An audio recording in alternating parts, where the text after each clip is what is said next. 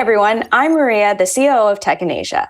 Welcome to this episode of Ask Me Anything about FinOps, where we unpack some of the most common questions about the enigma that is FinOps.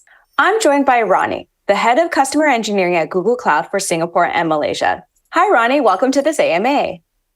Hi, Maria. Nice to be here. Looking forward to the conversation. Me too. All right, let's jump in. So we're talking about FinOps today, and I thought maybe the first question would be, a pretty basic one to establish our understanding. Can you help describe for me what is FinOps in one sentence? So if we look at FinOps by the definition, it is really an operational framework, as well as you can say a cultural shift that brings together finance, the business, as well as technology, with the objective of driving financial accountability, as well as business value realization in a organization's cloud adoption journey. So if you really think about it, right, what I've just mentioned, two key things really stand out. The first one is around financial accountability, because when you think of cloud brings a lot of agility and flexibility to not any organization. Now, what does that mean, right? It means that anyone can just go out as long as they have access to the console. They can spin up a VM and start consuming cloud resources, to test out an idea, or an application. It's very easy to do that now. So by not having an understanding of accountability to finance, you could end up spending a lot of money without knowing it. Now, the next thing is business value, right? So I spoke about business value realization. A lot of times you can't really spin up anything you want, but what is that true value to the business? You got to tie those things together. So really, FinOps is about bringing a team together of finance, engineering, and tech, IT, as well as the business to understand what are the priorities in the business. How can cloud maximize their value as an enabler? Got it. Okay, so it sounds like it really is marrying technology with a lot of the business value and the financial side of it. But why do you think FinOps is important, especially in today's landscape? McKinsey is saying that 80% of CIOs do not believe that they are getting maximum value, business value, from migrating to the cloud. And to support that point, right, 28% of cloud spend is perceived to have been wasted in Flexera's State of the Cloud report. So it just goes to show that there's adoption, but at the same time, it's not yielding the right business value in a lot of organizations today. So there must be a better way to now maximize that value realization from cloud. So do you think we'll continue to see this adoption of cloud, and will cloud remain even more important going into the future?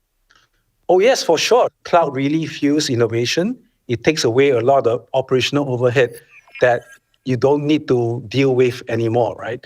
Because unless you are a Google, technology won't be your primary business. So now taking that point further and bringing back to what's really hot today is around generative AI. If you look at the last 6 months, that has taken the world by storm, right? We talk about Bard from Google and large language models. So there's a lot of interest and excitement around the potential of the technology. Now, if I look at why cloud continues to be important, right, this is exactly it. If you look at any organization wanting to adopt or embrace generative AI, if they're going to build this themselves, they require a lot of skills and expertise. They require the right infrastructure, the tech stack, the architecture, and they need the right tools, right? If you look at what's available to anyone today, for you to build something like this, at least another 6 months, if not more. Why do I say that? Infrastructure, the availability of GPUs for that matter, right? That has a supply chain challenge that everyone is trying to, contend or deal with today. So if you ask me, I think cloud will continue to be important because of the pace of technology and the innovation that we are seeing from now and beyond, right? Maybe even in the next 10 years. Yeah, you're completely right. And especially on the topic of AI, I think there's question as to which part of the AI value chain and supply chain people want to work in. And there's not that much capacity to the foundational infrastructure stuff here.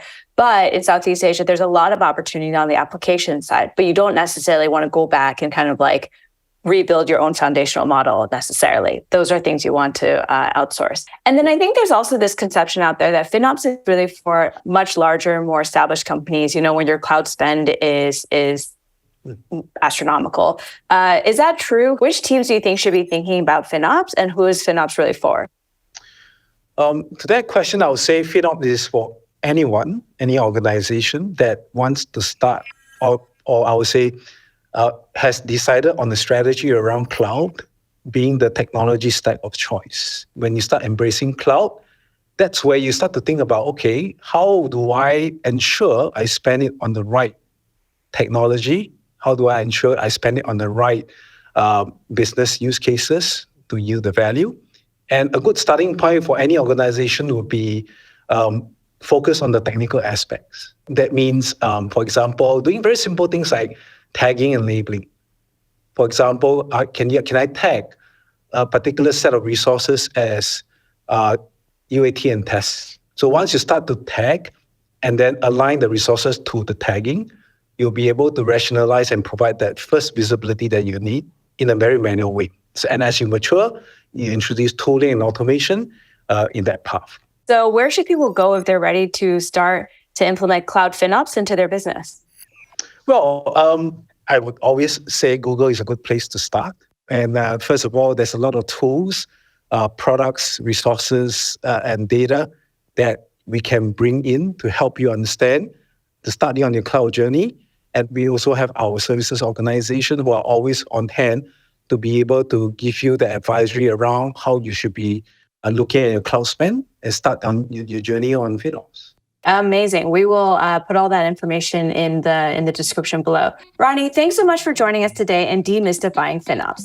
And thank you to everyone at home for watching. We hope you've taken away something about cloud FinOps and how to implement it in your business. Yeah, thanks, Maria. Thanks for taking time. Enjoy the conversation, and I hope all the listeners and viewers out there get something useful from us.